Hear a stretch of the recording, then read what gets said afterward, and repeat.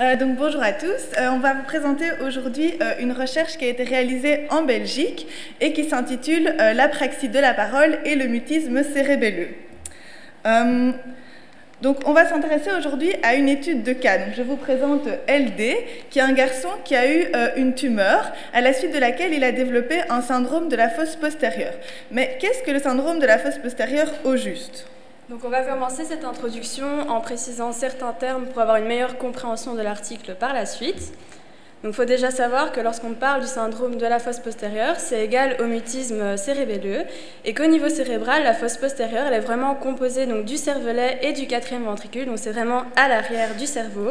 Et ce syndrome survient généralement suite à l'ablation de tumeurs, généralement chez des enfants donc, qui apparaissent dans cette fosse postérieure, et c'est un peu plus rare chez les adultes. Donc ce syndrome est vraiment composé de 3 étapes. Donc il y a une première étape, en fait, justement, directement après l'opération, où les patients vont parler de manière normale ou quelque peu ralentie, et c'est seulement 48 heures après l'opération qu'ils vont débuter une phase de mutisme qui va durer environ 40 jours. La dernière phase, elle est composée donc d'un retour progressif de la parole, mais qui est quelque peu caractéristique. Et donc, dans la littérature, elle est souvent décrite comme relevant d'une dysarthrie ataxique. Et donc, dans ce syndrome, on va retrouver tant des troubles moteurs que des troubles de la parole ou encore des troubles affectifs. Donc, pour préciser les termes d'apraxie de la parole et de dysarthrie ataxique, il faut savoir déjà que lorsqu'on parle d'apraxie de la parole, c'est vraiment un trouble de la programmation et de l'organisation de la parole, donc c'est vraiment central, alors que la dysarthrie ataxique, qui est consécutive donc, à des lésions du cervelet, est beaucoup plus périphérique et donc la personne a du mal à exécuter les gestes articulatoires, les gestes moteurs. Donc, qu'est-ce qui est dit dans la littérature à ce sujet ? Que tout d'abord, la dysarthrie ataxique est la caractéristique principale dans ce syndrome, mais une étude en 2012 a montré que sur 24 enfants, en fait, il n'y avait que la moitié de ces enfants, donc 54%, qui avaient vraiment les caractéristiques principales de la dysarthrie ataxique. Donc, on peut se demander qu'est-ce qu'il en est de la parole de cette autre moitié d'échantillon. Et la plupart de ces études se centrent surtout sur les aspects moteurs de la parole de ces enfants et s'intéressent... Pardon ? Engagé. Non, se centrent surtout sur les aspects moteurs de la parole, mais oublient souvent de prendre en compte le langage de ces enfants. Donc c'est vrai qu'on peut se demander aussi ce qu'il en est des capacités langagières de ces enfants. Et au niveau de l'apraxie de la parole en général, les chercheurs montrent qu'elle survient généralement à la suite d'altérations du cortex moteur ou de l'aire de Broca, mais pas souvent à la suite de lésions du cervelet. Donc nous, on trouvait intéressant de vous présenter cette recherche aujourd'hui parce qu'elle va vraiment permettre de répondre à une question qui se pose encore dans la littérature, à savoir comment caractériser la parole des enfants présentant un syndrome de la fosse postérieure. Et elle va aussi surtout analyser en profondeur le langage de ces enfants, donc ça c'est peu réalisé dans la littérature. Et donc cette étude va aussi permettre de comprendre un peu mieux les mécanismes cérébraux qui sont en jeu dans ce syndrome. Donc ici, on va aborder l'article à proprement parler. Donc en fait, les chercheurs ils se sont penchés sur le cas d'un petit garçon de 12 ans chez qui on avait diagnostiqué un méduloblastome de grade 4, donc c'est une tumeur assez invasive, donc qui était apparue au niveau de sa fosse postérieure. Et donc par la suite, les chirurgiens ont procédé à l'ablation de cette tumeur et à la pose d'un drain pour faciliter l'écoulement du liquide céphalorachidien. Donc, au niveau du suivi post-opératoire, qu'est-ce qu'ils ont constaté? C'est qu'en fait, les 4 premiers jours, donc le petit garçon était encore capable de produire des mots simples et des phrases courtes, mais il présentait quand même un déficit du contrôle oral, donc c'est-à-dire que son alimentation était assez difficile et était quand même fort apathique, donc c'est-à-dire qu'il manquait de motivation. Après, au 5e jour, il a débuté sa phase de mutisme et c'est seulement en fait aux alentours de la 4e semaine que sa parole est réapparue et donc c'est à ce moment-là que les chercheurs ont procédé à l'évaluation logopédique, donc lorsqu'il y avait un retour de cette parole. Donc, ils ont réalisé à la fois un bilan de parole et un bilan de langage. Donc, au niveau de sa parole, des analyses perceptives ont relevé qu'il avait vraiment une voix assez aiguë, un assourdissement, une hypernasalité, des prolongations de son et aussi une certaine lenteur. Donc, en conséquence, ils lui ont fait passer la batterie DIAS. Donc, c'est une batterie diagnostique néerlandaise pour l'apraxie de la parole. Et donc, dans cette batterie, il faut normalement 3 caractéristiques sur 8 pour être diagnostiqué apraxique. Et là, LD présentait déjà 6 caractéristiques sur 8. Donc par exemple, lorsqu'on lui demandait de répéter des mots, on voyait qu'il y avait des difficultés au niveau de l'initiation, elle était assez difficile, et il y avait aussi des segmentations de syllabes, et lorsqu'on lui demandait de répéter plutôt des voyelles ou des consonnes, on voyait des tâtonnements articulatoires ou un effet de complexité articulatoire. Donc ensuite, ils lui ont fait passer des batteries plutôt langagières, et là ils ont vu qu'il y avait bel et bien des altérations au niveau de son langage aussi. Donc par exemple, il y avait des difficultés phonologiques, une altération de la sémantique. Donc par exemple, lorsqu'on lui demandait de dénommer des images, on voyait un manque du mot assez important. Donc on voyait aussi un trouble de la syntaxe et un déficit au niveau de la mémoire de travail verbale et de la fluence verbale. Donc par exemple, quand on lui demandait de dire tous des animaux qu'il connaissait, on voyait qu'il était assez lent.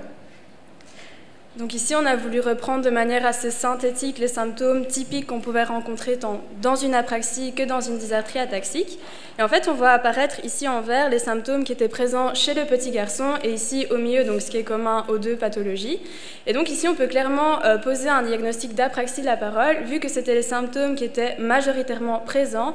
Et en plus, comme Chloé vient de le dire, ils rentraient vraiment bien dans les diagnostics, dans les critères diagnostiques de la batterie DIAS d'apraxie de la parole. Et puis, les 3 caractéristiques principales de la dysarthrie ataxique, donc à savoir plus une irrégularité au niveau de l'articulation, des consonnes imprécises et plus des troubles d'accentuation n'étaient pas présentes. Donc que faire de ces différents résultats? Donc si on revient aux différentes questions de recherche, on voit que des réponses ont pu être apportées par cette étude. Donc on a vu en effet que ce n'était pas toujours une dysarthrie ataxique et que dans ce cas-ci, c'était une apraxie de la parole. Et que ce syndrome de la fosse postérieure pouvait avoir des implications assez importantes au niveau du langage de ces enfants. Et enfin, qu'une apraxie de la parole pouvait être causée par des lésions du cervelet et que donc, hypothétiquement, le cervelet serait peut-être impliqué dans des processus de planification de plus haut niveau. Et donc, la recherche doit encore un peu plus approfondir ces mécanismes cérébraux-là.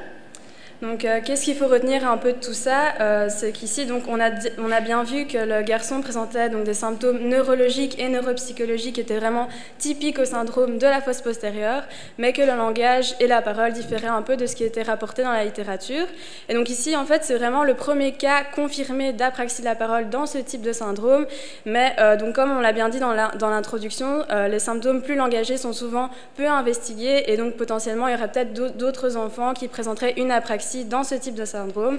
Et donc ici, potentiellement, les troubles seraient causés vraiment par un déficit sous-jacent de la programmation et de l'organisation de la parole, donc vraiment par une apraxie et non par des déficits purement moteurs, donc relevant d'une dysarthrie.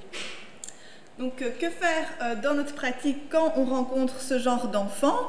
On va devoir évaluer leurs paroles avec des batteries spécifiques à la dysarthrie, mais aussi avec des batteries spécifiques à l'apraxie, parce qu'on ne sait pas vraiment quel genre de symptômes on va lui déceler.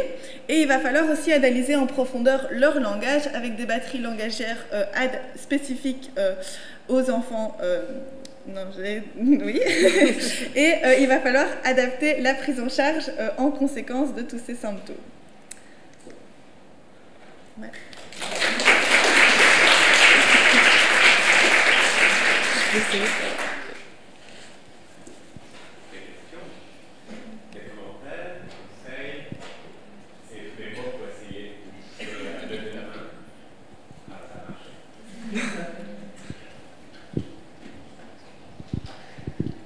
Mais moi, je me pose une question, c'est est-ce qu'ils ont testé le langage de l'enfant avant l'opération?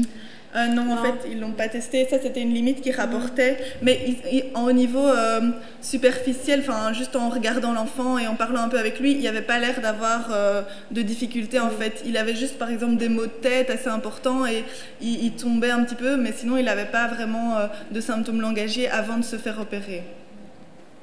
Parce que du coup, c'est intéressant de pouvoir comparer le niveau, et parce que parfois les troubles qu'on rapporte après sont peut-être à nuancer, parce qu'il y avait peut-être des choses avant, un retard de langage ou des choses comme ça. Oui, là, les chercheurs l'avaient mis dans les limites de leur étude, mais enfin, voilà, on n'a pas abordé les limites ici. Mais oui, c'est vrai que c'est pertinent, oui.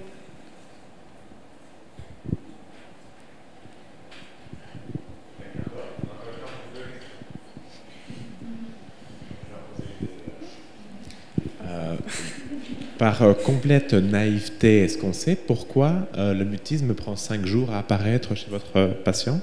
En fait, je pense que c'est à cause d'un œdème éventuellement. Oui, c'est vrai qu'il y avait des déficits au niveau des neurotransmetteurs et des choses ainsi. Enfin, et une diaschisie aussi, donc qui mettait un petit peu de temps à... Enfin voilà, oui, à mon avis, c'est pour ça qu'il y a un petit délai. C'est vraiment plus lié à des mécanismes cérébraux, à mon avis. D'accord. Donc ce n'est pas lié à un rôle plutôt de compensation du cervelet qui se met en place ou qui se dérègle, c'est plutôt des raisons vraiment purement neurophysiologiques. Oui, oui. Mais je pense que c'est encore peu connu dans la littérature de pourquoi il y a vraiment ce délai. Et... Ok.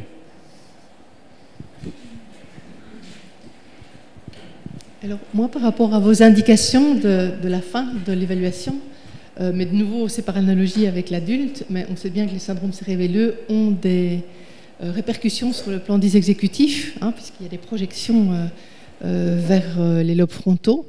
Et donc, moi, je me dis, ça vaudrait quand même la peine, notamment pour voir les composantes disexécutives du langage, et là, pas de la parole, mais du langage, que ces enfants aient aussi une évaluation neuropsychologique, et en particulier des fonctions exécutives, voire même, quand les tests existeront, ce sont les composantes plus exécutives on sait déjà que ça existe au niveau de la sémantique, mais aussi au niveau de l'accès au lexique phonologique. J'ai l'impression que c'est de nouveau une prise en charge plus globale et plus interdisciplinaire. Et voilà, merci. J'ai une toute dernière question, parce que j'étais un tout petit peu surpris par les critères de diagnostic de l'apraxie de la parole. Vous parlez de dysprosodie, vous parlez d'effets de complexité articulatoire et notamment je l'ai noté ici, de distorsion phonétique. Est-ce que ce ne sont pas aussi 3 caractéristiques qu'on peut trouver dans l'ataxie cérébelleuse, dans la dysarthrie ataxique? Distorsion phonétique, effet de la complexité articulatoire et dysprosodie.